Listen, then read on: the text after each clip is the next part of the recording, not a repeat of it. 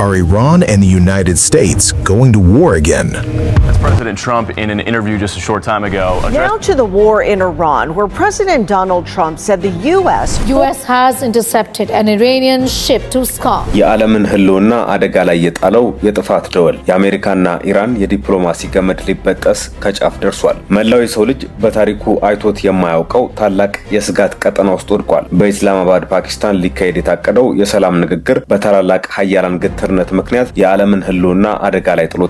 ይህም የሰው ልጅ በታሪኩ እጅግ አስፈሪና ቀውጢ ምዕራፍ ላይ እንዲቆም አድርጎታል። በአሜሪካና በኢራን መካከል ያለው ጦርነት ዝግጅት በሁለት ዞኖች መካከል የሚደረግ ፍልሚያ ብቻ አይደለም። ዞኖች ሲጣሉ የሚረገጠው ሳሩ ነው እንደሚባለው መላው ዓለም ሊጠፋበት የሚችል የኒውክሌር እቶን ደጃፍ ላይ ደርሰናል። በዋሽንግተንና በቴህራን መካከል ተጥሎ የነበረው ጊዜያዊ የተኩስ አቁም ስምምነት አሁን በውሃ ላይ የተጻፈ ጽሑፍ ሊሆን ጥቂት ጊዜ ብቻ ቀርተውታል። ዓለም ትንፋሿን ዋጥ አድርጋ የምትጠባበቀው ይህ ወሳኝ ወቅት መካከለኛው ምስራቅን ወደማይመለስ የእሳት አውሎ ንፋስ ውስጥ ሊከት አፍጦ መጥቷል። የዛሬው ትኩረታችንን እዚህ ላይ አድርገናል። ለቻናላችን አዲስ የሆናችሁ ላይክ እና ሰብስክራይብ በማድረግ እንድትወዳጁን እንጠይቃለን።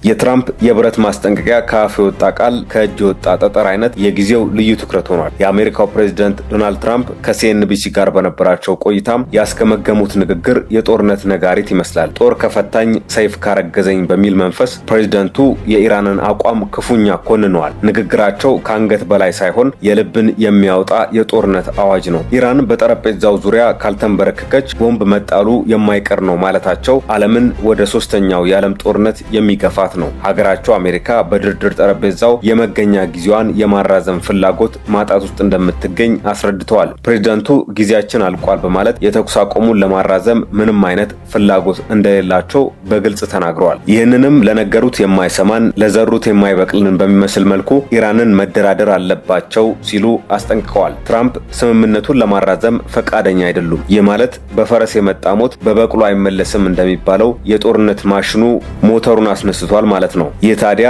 የቦምብ ጥቃት ዝግጅትን የሚመለከት መሆኑ ነው። ስምምነት ላይ ካልደረስን ቦምብ መጣል እንጀምራለን የሚለው ንግግራቸው ሁኔታው ከሰገባው የወጣው ሰይፍ ሳይበላ አይመለስም እንደሚባለው አይነት አስፈሪ ደረጃ ላይ መድረሱን ያሳያል። አሜሪካ የባህር ኃይሏን ወደ ሆርሙዝ ወሽመጥ አስጠግታለች። ይህም የነበረውን የዲፕሎማሲ ተስፋ ወደ አመድነት ቀይሮታል። ይህ ጦርነት በፓኪስታን ድንበር ወይም በመካከለኛው ምስራቅ በረሃ ብቻ የሚቀር እንዳልሆነ ሁሉም ሊገነዘበው የሚገባ ነው። ጎረቤት ሲታረድ አብረህ እንደሚባለው ሳይሆን ዛሬ የዓለም ሕዝብ የጎረቤት ቤት ሲቃጠል ላንተም ይተርፋል በሚል ፍርሃት ሊረድ ይገባዋል። የሆርሙዝ ወሽመጥ እስከ ወዲያኛው ከተዘጋ የዓለም የነዳጅ ፍሰት ይቆማል። ይህ ሲሆን ደግሞ አፍንጫን ሲመቱት አይን ያለቅሳል እንዲሉ በኢትዮጵያ በአውሮፓና በኤዥያ ያለው ምስኪን ሕዝብ ለረሃብና ለዋጋ ግሽበት ይጋለጣል። ኢራን የመጨረሻውን ካርድ ከተጠቀመችና አሜሪካ ያጸፋ እርምጃ ከወሰደች ፕላኔታችን እሳት ለበስ ትሆናለች። ይህ ለራስ ሲቆርሱ አያሳንሱ የሚባልበት ሳይሆን እርስ በርስ ከተበላሉ ለባዕድ አይተርፉ የሚሆንበት የጋራ ጥፋት ነው። ፓኪስታን በሁለቱ አያላን መካከል ድልድይ ለመሆን ብትጥርም የኢስላማባድ የሰላም ንግግር ግን ላም ባልዋለበት ኩበት ለቀማ እየሆነባት ይገኛል። ፓኪስታን ተኩስ አቁሙ እንዲራዘም ብትማጸንም የአሜሪካው ተወካይ ጄዲ ቫንስ እና የኢራኑ አራቅቺ በጠረጴዛው ዙሪያ የመገኘታቸው ተስፋ እንደ ጧፍ እየቀለጠ ነው። ትራምፕ ኢራን የተኩስ አቁሙን ደጋግማ ጥሳለች ሲሉ ይከሳሉ። ይህ ሁኔታ ሌባ ላመጣው በቅሎ አጣቢያው አይጨነቅም እንደሚባለው ለቀጣዩ ጥቃት ሰበብ እየተፈለገ መሆኑን ያመላክታል። ኢራን የሆርሙዝ ወሽመጥን መዝጋቷ የዓለምን ኢኮኖሚ አንቆ ይዞታል። ትራምፕ ግን አፍንጫን ሲመቱት አይን ያለቅሳል እንደሚባለው የኢራንን ኢኮኖሚ በባህር ኃይል እገዳ ክፉኛ እያደቀቁት ይገኛሉ። ኢራን የ10 ነጥብ የሰላም ጥያቄ አቅርባለች። ሆኖም አሜሪካ ይህንን ውድቅ አድርገዋለች። በፓኪስታን የሚካሄደው ድርድር ላም ባልዋለበት ኩበት ለቀማ ሆኖ ቀርቷል። የአሜሪካው ጄዲ ቫንስ እና የኢራኑ አራቅቺ በአንድ ክፍል ውስጥ ቢኖሩም ልባቸው ግን እንደ ሰማይና ምድር የራቀ መሆኑ በግልጽ ታይቷል። ዓለም አቀፉ ማህበረሰብ እባካችሁ ቁጭ ብላችሁ ተነጋገሩ እያለ ነው። ካልተነጋገሩ ግን የቆጡን አወርድ ብላ የብብቷን ጣለች እንደሚባለው ያለንን አንጻራዊ ሰላም አተን ወደ ጨለማው ዘመን እንመለሳለን። አሁን ያለው ውጥረት በውሃ ላይ የተገነባ ቤት መርጋት እንደማይችለው አይነት ነው። አንዲት ጥይት ከተተኮሰች ያ ቤት ይፈርሳል። ፍርስራሹም ሁላችንንም ይደፈጥጠናል። ይህ የፖለቲካ ቁማር በግለሰቦች ግትርነትና በሀገራት ጥቅምና ኩራት ላይ የተመሰረተ ነው። በአሜሪካ ፕሬዝዳንት ዶናልድ ትራምፕ የተኩስ አቁሙን አላራዝምም፣ ካልተስማሙ ቦምብ ጥላለሁ በማለት አውቆ የተኛን ቢቀሰቅሱት አይሰማም እንደሚባለው ሁሉ ለዲፕሎማሲ በራቸውን ዘግተዋል። ከእርሳቸው በተጨማሪ በአሜሪካ በኩል ምክትል ፕሬዚዳንቱ ጄዲ ቫንስ ነገር የማብረድ ሚና ይወጣሉ ተብሎ ቢታሰብም በኢስላማባድ ተገኝተው የትራምፕን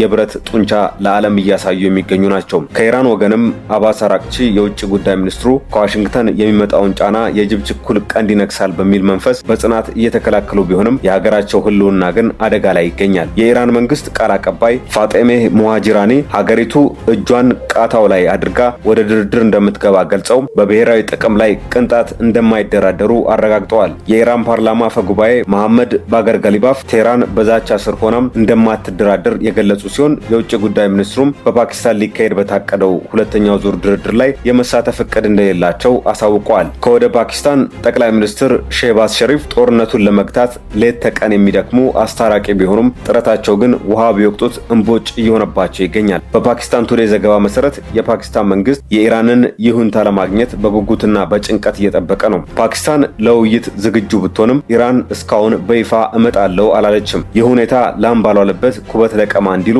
የሰላም ተስፋውን መካን አድርጎታል። የተኩስ አቁሙ ሊያበቃ ተቃርቧል። የኢራን ልዑክ ወደ ኢስላማባድ አለመምጣት ማለት የቀረችዋን የሰላም ጭላንጭል ማጥፋት እንደማለት ይሆናል። ይህ ጦርነት በአሜሪካና በኢራን ብቻ የሚወሰን እንዳልሆነ ይታወቃል። ሀገራቱ ካልተስማሙና ወደ ጠረጴዛው ካልመጡ የተደቀኑ አስፈሪ ስጋቶች አያሌ ናቸው። ከነዚህም ውስጥ አሁን ላይ የማይታሰብ ቢመስልም የኒውክሌር እልቂት ተጠባቂው ስጋት ነው። የአሜሪካው ፕሬዝዳንት ዶናልድ ትራምፕ ቦምብ ጥላለሁ ሲሉ ኢራን ደግሞ የማይቀለበስ እርምጃ እወስዳለሁ እያለች ነው። ይህ እሳት ለበስ ግጭት መላው የሰው ልጅ እንደ ቅጠል የሚረግፍበትን ሰዓት ያቀርበዋል። የዓለም ረሃብም የመከተል ስጋትን ታቅፏል። የሆርሙዝ ወሽመጥ እስከ ወዲያኛው ከተዘጋ የነዳጅ ዋጋ ጣራ ይነካል። የዓለም ንግድ ይቆማል።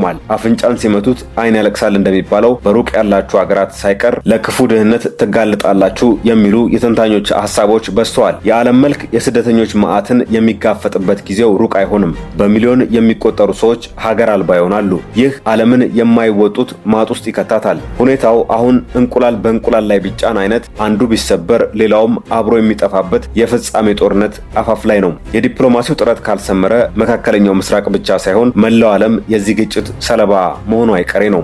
የሰው ልጅ በገደል አፋፍ ላይ እንዳለች ላም ሆኗል። ወደፊት ከሄደ ገደል ይገባል። ወደ ኋላ ከተመለሰ ደግሞ የዲፕሎማሲው ውድቀት ያሳድደዋል። ዛሬ ዓለም በሁለት ጎዳናዎች ላይ ቆማለች። አንዱ ጎዳና ወደ ሰላም ጠረጴዛ የሚያመራ ሲሆን፣ ሁለተኛው ግን ወደ መቃብር የሚወስድ ነው። ይህንን ማስጠንቀቂያ ችላ የምንል ከሆነ ነገ የለቅሶ ጊዜ ይሆናል። የዓለም መሪዎች ዛሬ በጠረጴዛ ዙሪያ ካልተስማሙ ነገ በየሜዳው የሚፈሰው ደም የሁላችንም ነው። እሳትና ጭድ አይስማሙም ቢባልም ዛሬ ግን ዓለም ለመኖር ስትል እሳቱንም ጭዱንም ማስታረቅ ይኖርባታል።